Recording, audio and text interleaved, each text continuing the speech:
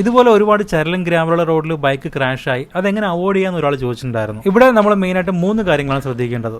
അതിൽ മൂന്നാമത്തതാണ് ഏറ്റവും ഇമ്പോർട്ടൻറ്റ്. ഒന്ന്, നോർമൽ റോഡിൽ നിന്ന് ഇതുപോലെ റോഡിലേക്ക് കയറുന്നതിന് മുന്നേ വണ്ടിയുടെ സ്പീഡ് നല്ല രീതിയിൽ കുറയ്ക്കുക.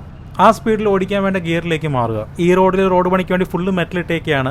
ഒരു 20-25 km/h സ്പീഡാണ് ഞാൻ ഇവിടെ മെയിൻറ്റെയിൻ ചെയ്യുന്നത്. ഒരു കാരണവശാലും സഡൻ ആക്സിലേഷൻ ഒന്നും ചെയ്യരുത്. ഒരു സ്റ്റഡി ത്രോട്ടിൽ കൊടുത്ത് മൂവ് ചെയ്യുക. 2, ഇവിടെ പെട്ടെന്നുള്ളൊരു ഡയറക്ഷൻ ചേഞ്ച് നിങ്ങൾ ചെയ്യാൻ പാടില്ല. ഒരു ലൈൻ പിടിച്ച് കഴിവതും വണ്ടി സ്ട്രെയിറ്റ് ആയിട്ട് കീപ്പ് ചെയ്ത് ഓടിക്കുക. വലിയ കല്ലോ കുഴിയോ എന്തെങ്കിലും കാണുന്നുണ്ടെങ്കിൽ അതിലേക്ക് നോക്കാതെ നമുക്ക് പോവേണ്ട സേഫ് ലൈൻ നോക്കി മാത്രം ഓടിക്കുക. ഇല്ലാന്നുണ്ടെങ്കിൽ ടാർഗറ്റ് ഫിക്സേഷൻ കാരണം ആ കല്ലോ കുഴിയിലേക്ക് നമ്മൾ ചെന്ന് കയറുന്നത്. ഇനി മൂന്നാമത്താണ് ഏറ്റവും ഇമ്പോർട്ടൻറ്റ്. ബ്രേക്കിംഗ് ആവശ്യമുള്ളപ്പോൾ ഏറ്റവും കൂടുതൽ റിയർ ബ്രേക്കാണ് നമ്മളിവിടെ യൂസ് ചെയ്യേണ്ടത്. ഫ്രണ്ട് ബ്രേക്ക് യൂസ് ചെയ്താൽ ഫ്രണ്ട് വീലിലേക്ക് കൂടുതൽ വെയിറ്റ് വരും. ട്രാക്ഷൻ ലോസ് കാരണം വണ്ടി ക്രാഷ് ആവാനുള്ള ചാൻസ് വളരെ കൂടുതലാണ്. സ്ലോ സ്പീഡ് ആയതുകൊണ്ട് റിയർ ബ്രേക്കിൽ തന്നെ നമുക്ക് വണ്ടി ഇവിടെ നിർത്താനും പറ്റും. ഹാൻഡിൽ ബാർ എപ്പോഴും ലൈറ്റായിട്ട് മാത്രം പിടിക്കുക. കല്ല് തെറിച്ച് പോകുമ്പോൾ ഹാൻഡിൽ ചെറുതായിട്ട് വെട്ടാൻ ചാൻസ് ഉണ്ട്, പക്ഷേ ഇത് ഓട്ടോമാറ്റിക്കലി കറക്റ്റായി വരും.